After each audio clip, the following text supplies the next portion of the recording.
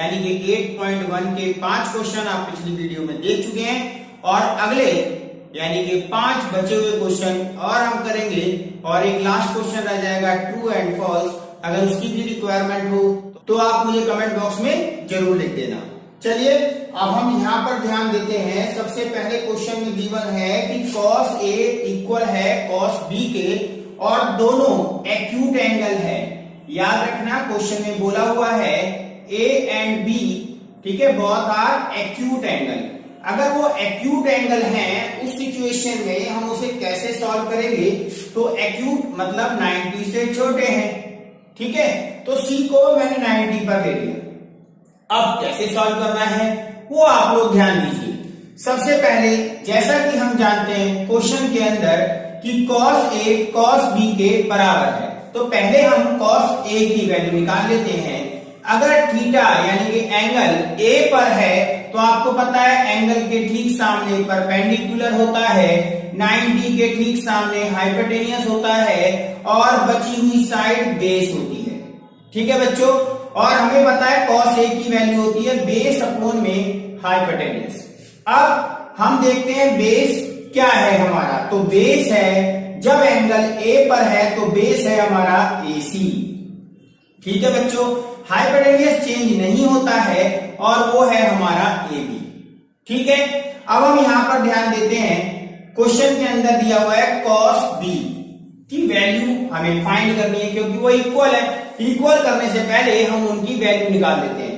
Formula बच्चों वही रहेगा बेस अपॉन में हाइपोटेनियस, लेकिन अब की बार एंगल B पर है और आप लोगों को पता है जब एंगल B पर शिफ्ट होगा तो ये P बन जाएगा और ये B बन जाएगा। याद है मैंने पिछली वीडियो में चीज समझाई थी कि थीटा के ठीक सामने ही परपेंडिकुलर होता है और बची हुई साइड हमारी बेस होती है। तो हमारा बेस क्या है बच्चों? बेस है BC और हाइपोटेनियस वही रहेगा AB।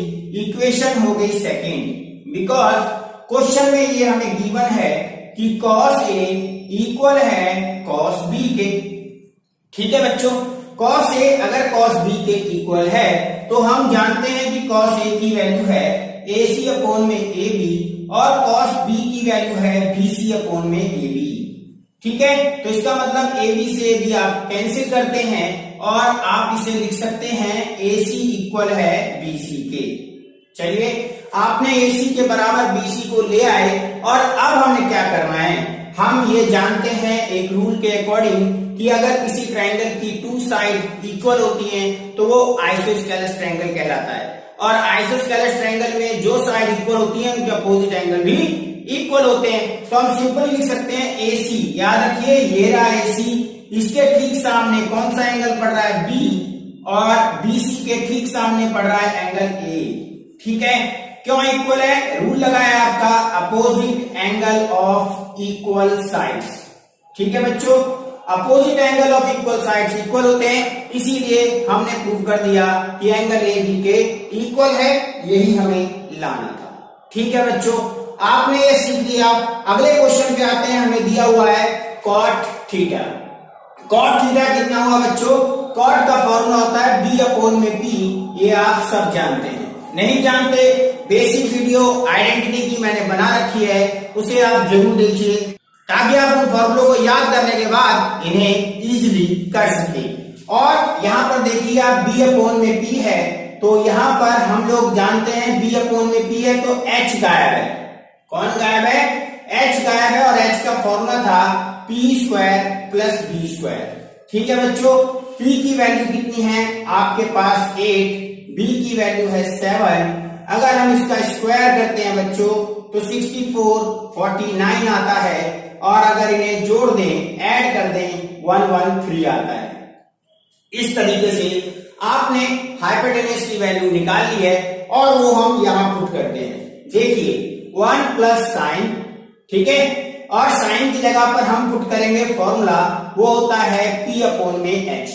पहले हम इसको पुटी कर देते हैं और ये P बाई H, फिर दोबारा से cos की वैल्यू बच्चों B अपॉन में H और यहां पर 1 माइनस B अपॉन में H। चलिए हमने देखा ये एक बार प्लस में है, एक बार माइनस में है, तो हम इसे और किस ढंग से लिख सकते हैं? 1 माइनस पी एच दोनों के ऊपर होल स्क्वायर, क्योंकि ये ए माइनस बी और ए प्लस बी के फॉर्मूले को शो करता है। अब यहाँ पर भी ऐसे आ जाएगा। देखिए बच्चों, इजी करने का ट्रिक यही है कि वैल्यू रखने से पहले हम उसमें फॉर्मूला लगा दें। ठीक है, आपने लगा दिया 1 माइनस पी अपॉन में एच। पी की वैल्यू कितनी है बच्चों, आप चेक कर सकते हैं। पी है हमारा 8 और उसके साथ में बी है हमारा नहीं चाहिए, एच चाहिए। एच की वैल्यू है अंडर रूट में 113। अब नीचे देखिए बेस कितना है बच्चों 7 और नीचे फिर 113 रूट में और उन पर लग गया स्क्वायर। ठीक है बच्चों, अब हम क्या करते हैं, सॉल्व करते हैं। कैसे सॉल्व करना है वो आप ध्यान से समझ लीजिए। हमें क्या करना है, 1 और स्क्वायर करेंगे 64 अपोन में 113 का रूट कैंसिल हो जाएगा क्योंकि उसके ऊपर भी स्क्वायर है।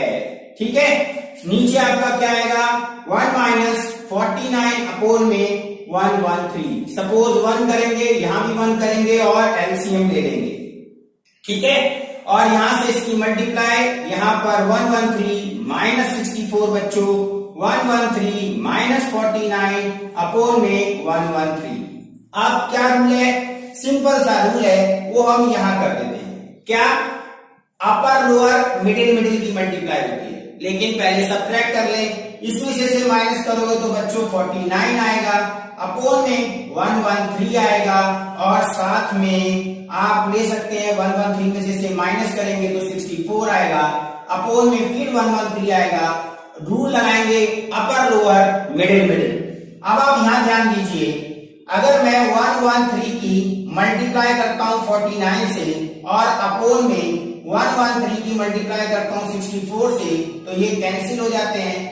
आंसर आता है 49 अपोन में 64। इस तरीके से इसको आपने क्वेश्चन को कंप्लीट कर लिया, लेकिन इसका सेकंड पार्ट अभी बचा है। तो चलिए देखते हैं इसके सेकंड पार्ट को।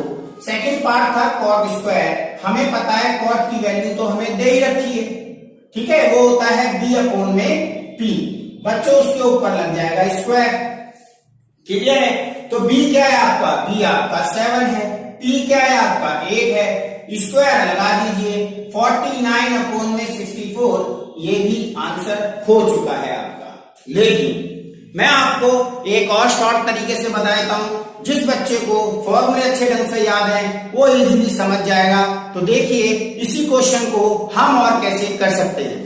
तो ध्यान दीजिए बच्चों, इसी क्वेश्चन को हम इजीली भी कर सकते हैं और इजी वे में। कैसे, देखिए एक बार प्लस में एक बार माइनस में, तो हम जानते हैं यहाँ पर ए स्क्वायर माइनस बी स्क्वायर का फॉर्मूला लग रहा है, बिल्कुल लग रहा है जी। अपोन में बच्चों देखो नीचे भी लगेगा 1 का square minus cos square theta. ठीक है, देख सकते हैं आप, एक बार प्लस में है और एक बार माइनस में है। बहुत बढ़िया। अब हम यहाँ देखते हैं, ये आ गया आपका 1 माइनस साइन स्क्वायर थीटा और ये आ गया 1 माइनस कॉस स्क्वायर थीटा। जिन बच्चों ने फॉर्मूले याद कर रखे हैं बच्चों को जानते हैं 1 माइनस कॉस स्क्वायर थीटा होता है बच्चों साइन स्क्वायर थीटा, और साथ में माइनस साइन स्क्वायर थीटा होता है कॉस स्क्वायर थीटा। ठीक है, अब हम देखते हैं यहाँ पर 1 माइनस साइन है तो उसकी जगह हम कॉस स्क्वायर लिख सकते हैं, नीचे 1 माइनस कॉस है उसकी जगह हम साइन स्क्वायर लिख सकते हैं। और जिन्होंने मेरी फॉर्मूले की वीडियो देख रखी है, मैंने बता रखा है ये मेन फॉर्मूला होता है किसका, कॉट का। यानी कि हम ये जानते हैं कि कॉस अपोन में साइन आपका कॉट थीटा होता है। ठीक है बच्चों, तो ये मैंने ले लिया कॉट थीटा और उस पर लग गया स्क्वायर। क्लियर, हमें दे क्या रखा है, हमें 7/8 दे रखा है और अभी हमने सेकंड पार्ट में कॉट स्क्वायर थीटा ही फाइंड किया था। और इसमें भी देखो हम लोग लेकर आ गए कॉट स्क्वायर थीटा, जिसकी वैल्यू हम ऑलरेडी निकाल चुके हैं 49 अपोन में 64। यानी कि आप इसको सॉल्व कर लेते तो उसका आंसर डायरेक्ट आपको पता चल जाता, आपकी थोड़ी हेल्प हो जाती। लेकिन इस मेथड से आप तभी कर सकते हैं जब आपको आइडेंटिटी आती हो। इसलिए मेरी वीडियो जरूर देखिएगा जिसमें मैंने आइडेंटिटी को क्लियर किया है, सारे फॉर्मूले आपको बताए हैं। तो चलिए नेक्स्ट क्वेश्चन पे आते हैं हम लोग। तो हम आ गए बच्चों 8 क्वेश्चन पे, और 8 क्वेश्चन में हमें कॉट की वैल्यू दी है जिसे हम पहले सिंपल फॉर्म में लिखते हैं। सिंपल फॉर्म हुई 4 अपोन में 3 और हम समझ चुके हैं कि ये b अपोन में p है। क्या फाइंड करना है? पहले हमें जो फाइंड करना है बच्चों वो है h, और h निकालते हैं कैसे? हमें पता है p square plus b square. p बच्चों क्या है? 4 का स्क्वायर। b क्या है आपका? आगे पीछे लिख सकते हैं, वैसे मैंने पहले किसको लिख दिया है? b की वैल्यू को पहले लिख दिया है और फिर p की वैल्यू को बाद में लिख दिया है। चलो अब हम इनके सॉल्व करते हैं। 16 प्लस 9 आता है और रूट में आ गया 25 और रूट से बाहर कर दो, 5 आ गया। बहुत बढ़िया। अब आपने क्या करना है? हमें ये बताना है कि क्या ये बराबर हैं या नहीं। तो हम क्या करेंगे? पहले LHS बच्चों सॉल्व करेंगे, यानी कि लेफ्ट हैंड साइड। 1 माइनस 10 का फॉर्मूला होता है P अपॉन में B, और उस पर लगा दिया बच्चों स्क्वायर। अब नीचे क्या है आपके पास? 1 प्लस 10 है, और 10 का फॉर्मूला होता है P अपॉन में B, जो हमने अभी समझा है। ठीक है बच्चों, अब क्या करें? अब सिंपल सा काम करें, वैल्यू पुट करें, और कॉट की वैल्यू दी है और आप ये जानते हैं कि 10 का उल्टा ही कॉट होता है, नहीं तो सिंपल वे में b की वैल्यू ये है और p की वैल्यू ये है। ठीक है, p आपके पास कितना है? 3, और b है आपके पास 4, उस पर लग गया स्क्वायर। अब नीचे सॉल्व कर देते हैं। 1 प्लस 3 अपॉन में 4, उस पर भी स्क्वायर। ठीक है बच्चों, इसके बाद आगे क्या करना है वो आप देखिए। 1 माइनस 3 3 जा 9, 4 4 जा 16, नीचे 1 प्लस 3 3 जा वो भी 9 और ये भी 16, और इनका लेंगे हम एलसीएम। ठीक है बच्चों, एलसीएम ले लिया, 16 आया, इसकी मल्टीप्लाई करी 16 माइनस 9 और 16 प्लस 9। ठीक है बच्चों, अपॉन में फिर 16, upper lower middle middle, simple से ट्रिक, और माइनस करेंगे तो बचेगा 7, यहां बचेगा 16, और 16 की फिर मल्टीप्लाई हो जाएगी 25 से। ठीक है बच्चों, और ये हम 16 से 16 काट सकते हैं और 7 अपॉन में 25 आ गया।